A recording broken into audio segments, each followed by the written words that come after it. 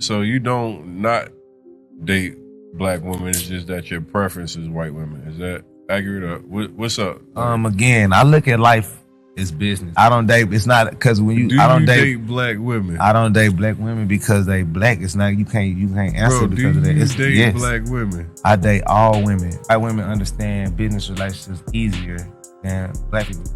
I already knew I had him because there was simply no competition out there for me. But let's just look at it objectively. You had this average black American guy who now was able to choose between what he was dealing with before and somebody completely new.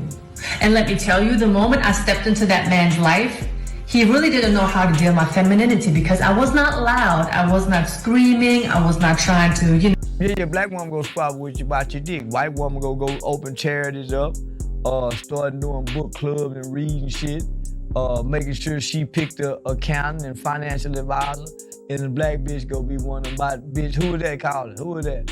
So that's why I ain't bullshit. If it's love, I want everything. Touch my soul, touch my heart, don't judge my mental. They told me that life is simple, been real since Papa Pimple. I started out in the Renault Sonata, the presidential. Speak once and listen twice. They told me that less is simple.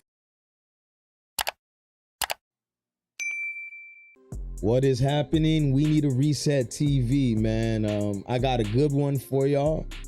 And if you really care about your people like I do, it might, I don't know, it might upset you. I don't know, y'all let me know. But this video is from Revolt. And the title is, Why Do Black Athletes Always Date White Women? Preference, Proximity, and Power. This is from the show on Revolt called The People's Brief. And I know people talk about these things ad nauseum, but trust me, this one is a dope one, and I want y'all to check it out. Also guest appearing, Deontay Kyle. He's the host of the Eggs and Grits podcast, and Auntie over there, because I call him Auntie, he is probably the #1 panderer outside of Derek Jackson. So we're gonna go ahead and react to this, and I want y'all to hang in there with me. But real quick, man, Spike Lee this joint.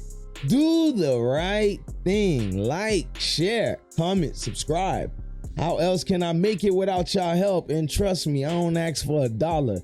A brother over here definitely appreciates y'all. So without a further ado, let's start the show.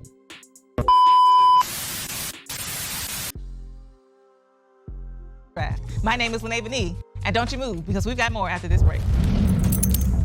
Well, y'all, thank you so much for coming to the show. Absolutely. I'm so excited to sit here with you two specifically to have this conversation, because this conversation can go in so many ways. So before we get started, just like give me a lay of the land.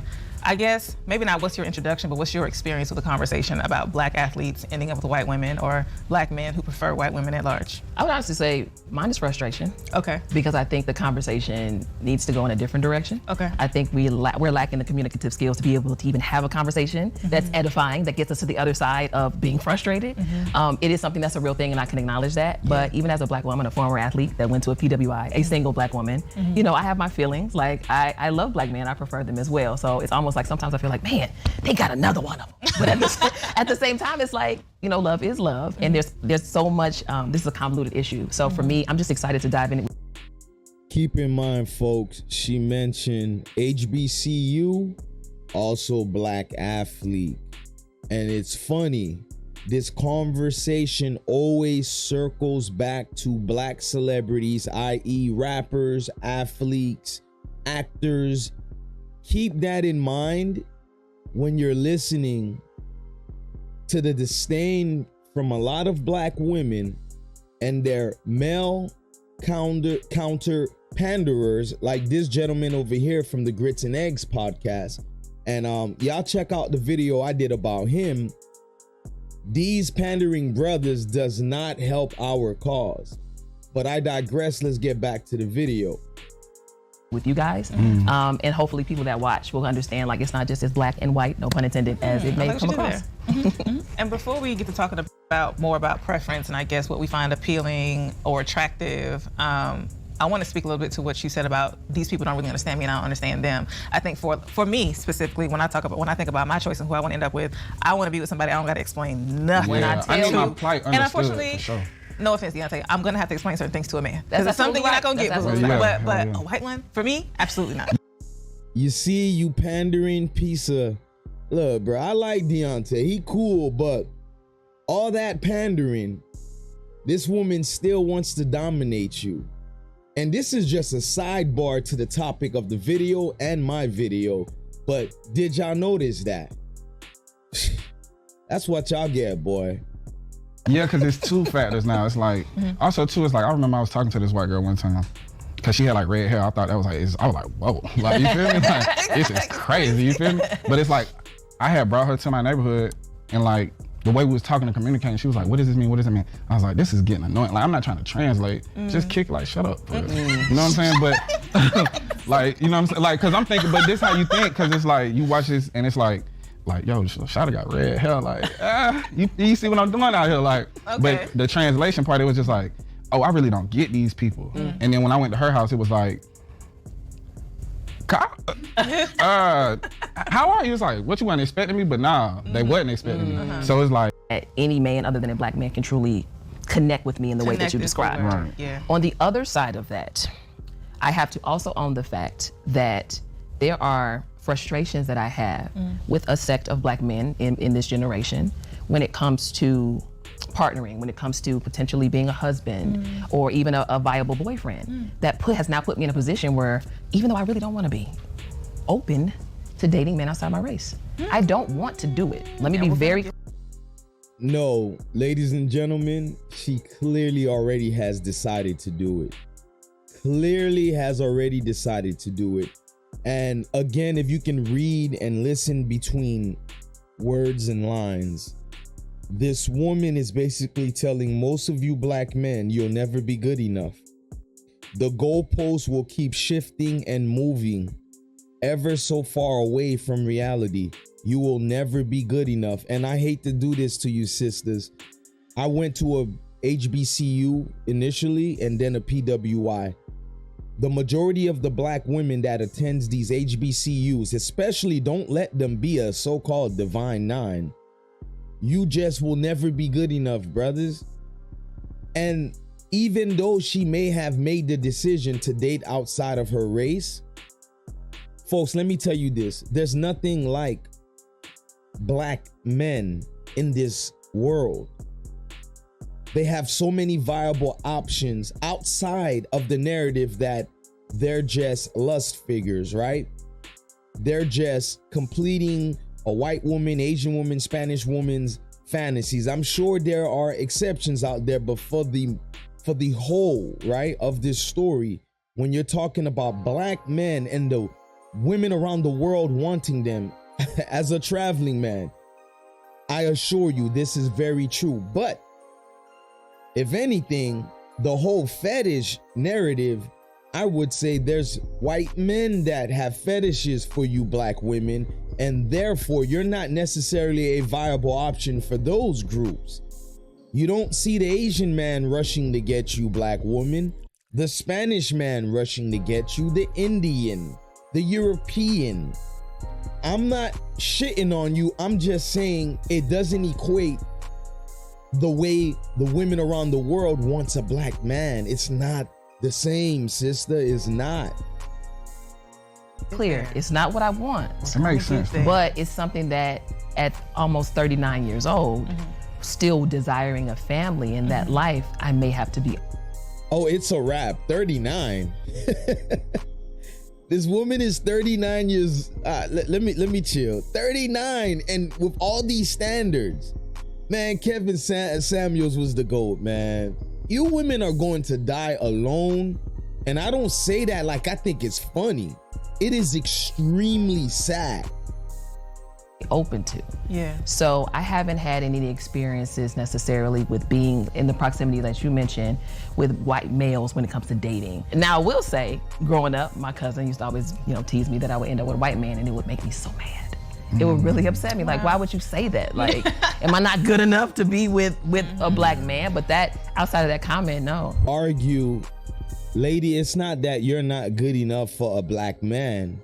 I wholeheartedly believe, especially a lot of you so-called educated women with degrees and careers, I would argue that in your mind, ma'am, respectfully, a black man is not good enough for you. That's how you perceive your black male counterparts. I really believe that for the most of you. With what you like. Right? We don't. I don't. One of our issues, particularly for straight black women, is that there's not a lot of y'all to choose from. Right. I almost ran up. I hate to say. Whoop. There it is. Whoop. There it is. So happiness needs to be thrown out the door.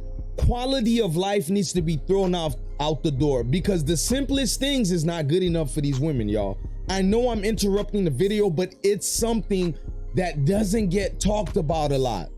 She just said it. Let's run that back. With what you like. Right? We don't. I don't. One of our issues, particularly for straight black women, is that there's not a lot of y'all to choose from. Right. I almost ran up. I hate to say it, I hope it don't sound ridiculous, but the numbers quite literally don't lie. Right. And then the way things are also set up, black women being one of the most educated groups, it is difficult for us to find counterparts. Right. And the counterparts we do have, they got their pick of the litter. Yes, they do. Two things. Notice the black woman loves statistics when it's to somewhat demean or degrade or show a gap or disparity between black men and black women. That's when the numbers matter. The numbers never matter when it shows how many black women are evicted. The numbers never matter when it shows how many black women are unmarried, unhappy, etc., etc. And let's go ahead and dispel this notion right now, right here. You have plenty of black women with degrees. What the numbers don't show you, if you're not looking for it, is black women do not out-earn black men. I repeat again, black women do not out-earn black men, as groups, that is. They do not out-earn black men. They hold on to a certain narrative to continue to think they're above you, black men. And black women, I have 3 daughters, black mother. You can't call me a self-hating man. My wife is black. The point is reality. The majority of you will die alone because you have a sickness and you refuse to be treated for that sickness. Ooh. And now we already have to compete with one another in a way that is, unfortunately, it makes it difficult to be community oriented when we, like, because of scarcity mindset. But then when we see you turning the other way and you do it because, and your answer is always because, and I'm not talking about everybody, but for those of you who say your answer is because you dislike this, that, and the other about black women, it just opens up the whole conversation about beauty standards and privilege, and even you mentioned the white hair, these things that feel exotic. Have you had any? You mean the beauty standards, i.e. white hair? Like the one you're rocking right now, sister, with the purple wine outfit? You mean that? We ain't gonna do that today. Let's carry on. We ain't gonna eat y'all up today, man. Holy. Personal experiences in either way, because I mean, you're attracted to women, and you being a woman yourself, where you felt like that has influenced your choices, or you could see its influence on the choices of people around you. You know what? Yes to the aesthetic piece, but I will even go a step further. For me, it goes like to an attitude or perceived attitude piece. Even most recently.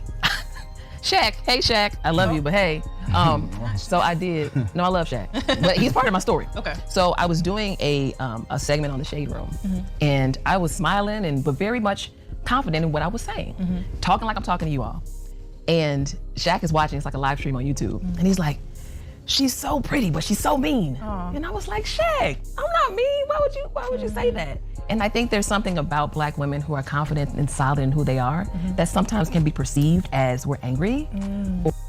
Gotta stop it. Please pay attention to this part. This might be the most important part of this video. And guys, go support the Revolt.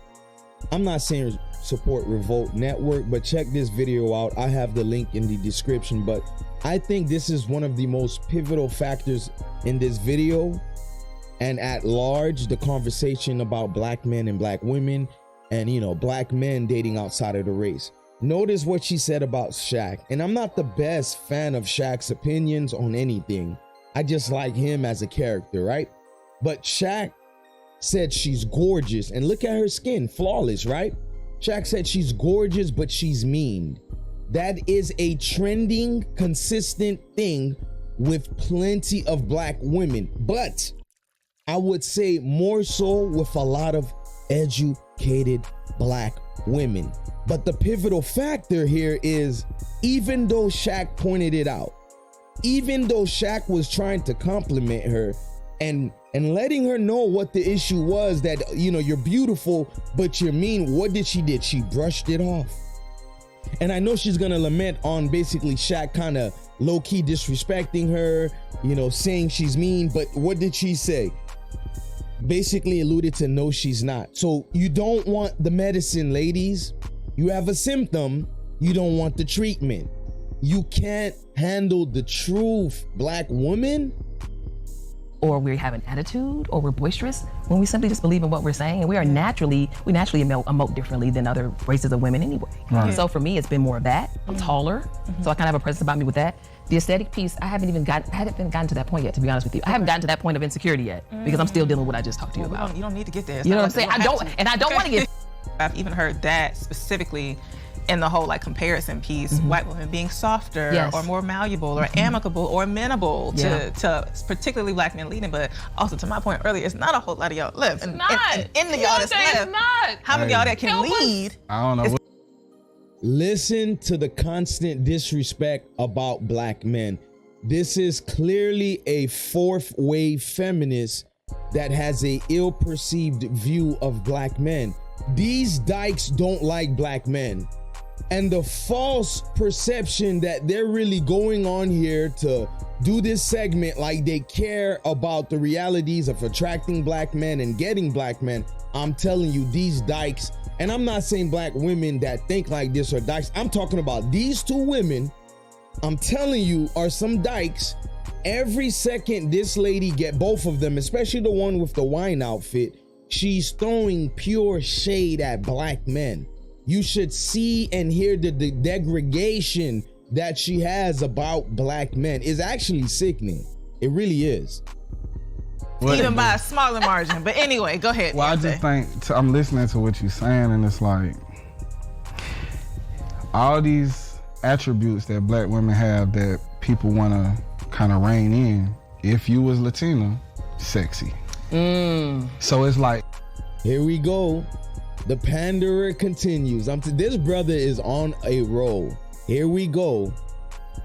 That get hard too. And also too, it's like we get, we curate our feeds on social media to our interests. So my interest, I want to see what Black folks on. So I don't know what other communities doing what they talk about, but I know when it comes to men talking about women, the only people I see publicly degraded all the time, no matter what, is Black women. So it's like, sir, I know you sitting there looking like an auntie.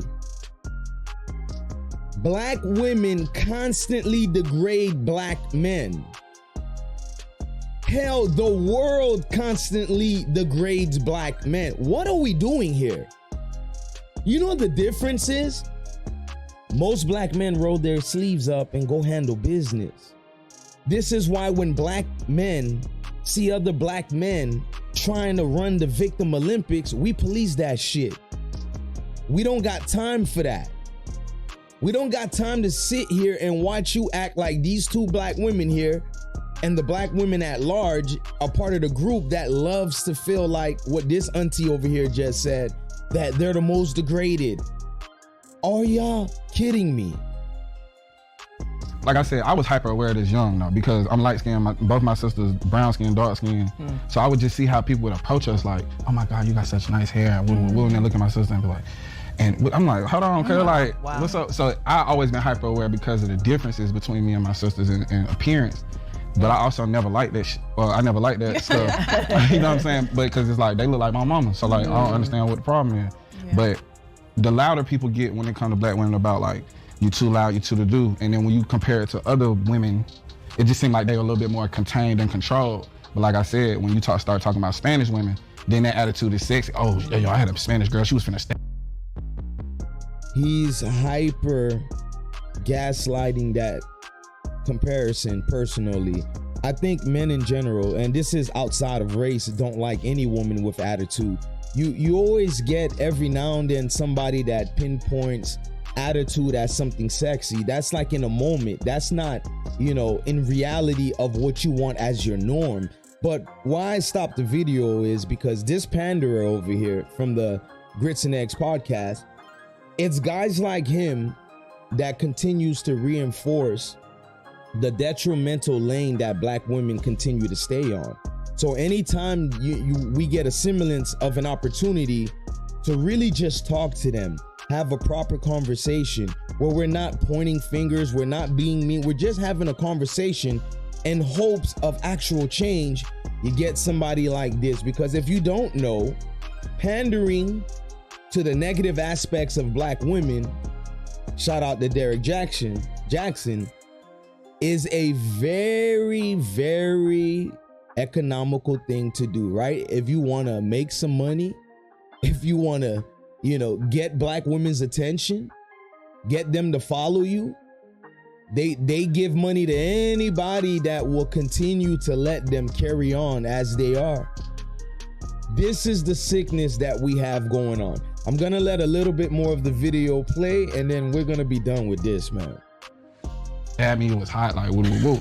That's crazy. It's crazy, Wow. right? Wow. But like, seeing grown men act like that, I'm like, hey, brother, what we doing? Because it's like, I ain't saying you can't have other preferences. I'm saying I'm a Panthers fan, and if you ask me why I'm a Panthers fan, I ain't gonna say because I hate the Falcons. Okay, they match. Hey, Honestly, I think a lot of black women, and I'll speak for myself, and I'm working through not feeling like this.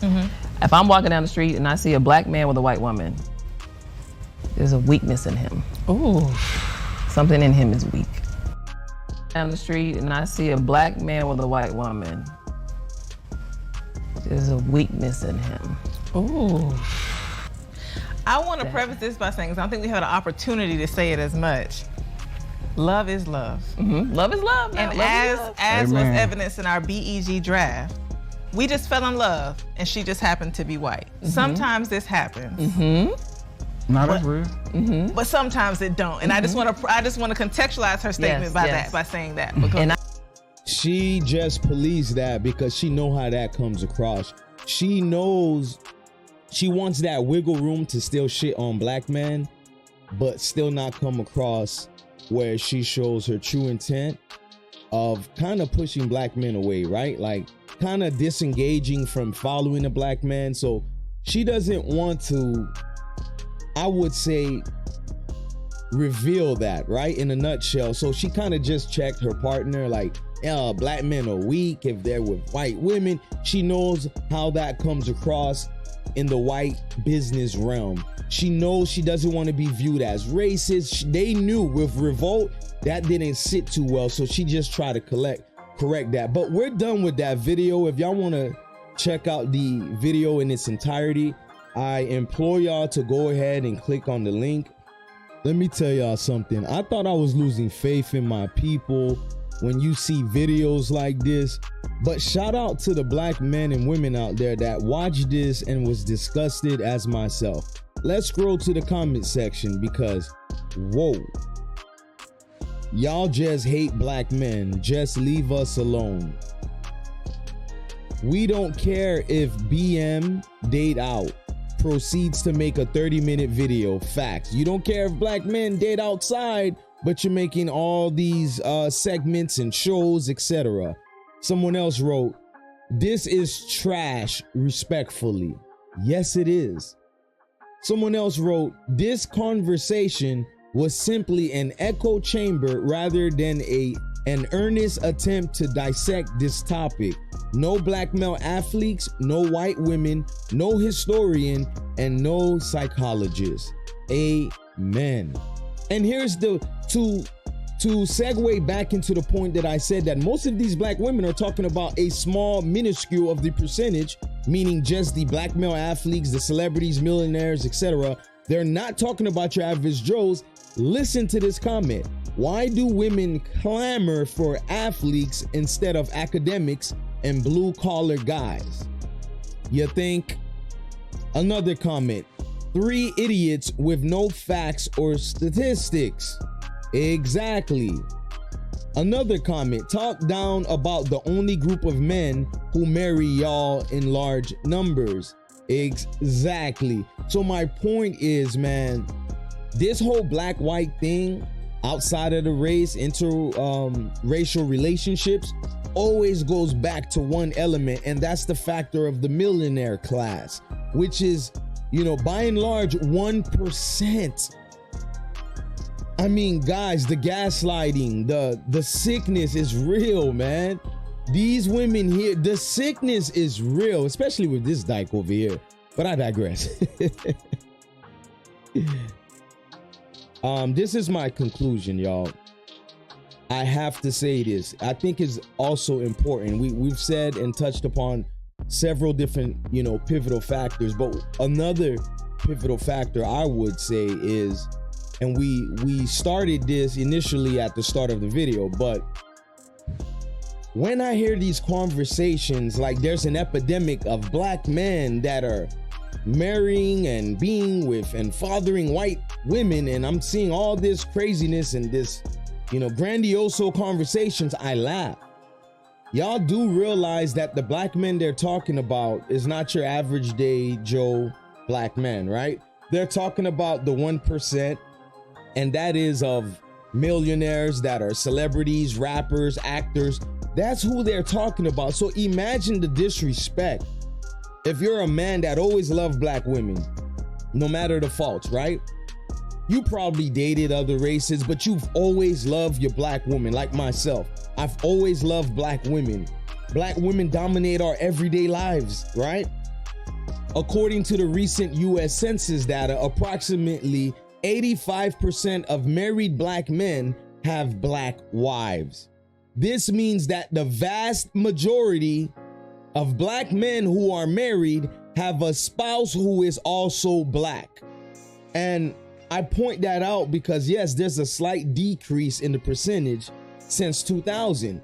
And you wonder why there's a decrease when you hear these two dykes sitting there going back and forth talking about there's not enough good black men while shitting on the black men that do go get the white women. Now, I would respect these two heifers if they kept it a buck and say, we know black men still date black women, but we're talking about the black men that got money, that are millionaires, that got fame, that are athletes, that play for the NFL, NBA, that are in big time movies. I just wish they kept it a buck and said that shit.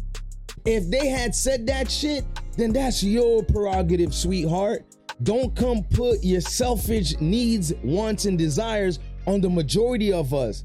The majority of black women and black men who are not these celebrities, not these athletes and millionaires, we're doing all right. We got our own issues, but we're not dating outside of the race necessarily. We're literally still betting on black. So I end this and I implore the young folks watching this to not get lost by all this sauce. One of them dykes was 39 years old, real buff in the shoulders, by the way, with the fourth wave feminist concept, and really think that those 1%ers, right? I'm talking about the black male athletes and celebrities, would choose her. Why, man, when they have all these options? That's all I got for y'all, man. Y'all let me know what y'all think about this video in the comment sections. And let me know if y'all think definitely that panderer Deontay from the Eggs and Grits podcast, does he hurt our relationships with black women when he reinforces their negative condensations about black men? Does he help or hurt us, black men? Y'all let me know in the comment sections. And black ladies, y'all let me know if y'all still betting on black, regardless of what these two heifers are saying. This was Gravitating Away on We Need a Reset TV. I'ma holla at y'all. Big difference between the snow bunny and the African queen is the snow bunny will find a black man in progress. She will find him on the job. She will find him on the university. And that snow bunny will see a black man with potential and she will invest in him. She will help him level up.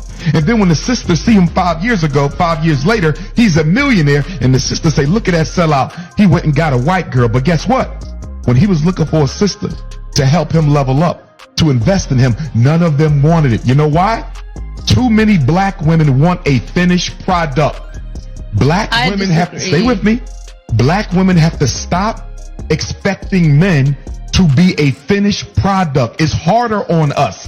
Help him level up. What? Stay with me. Help him level up and become what you need him to be. Because the big reason why these snow bunnies are running off with black men is they're meeting them when they have nothing, but they believe in their vision. And black women are waiting for him to cross the finish line. And by the time he crosses the finish line, the snow bunny done snatched him already. Well, let it snow then.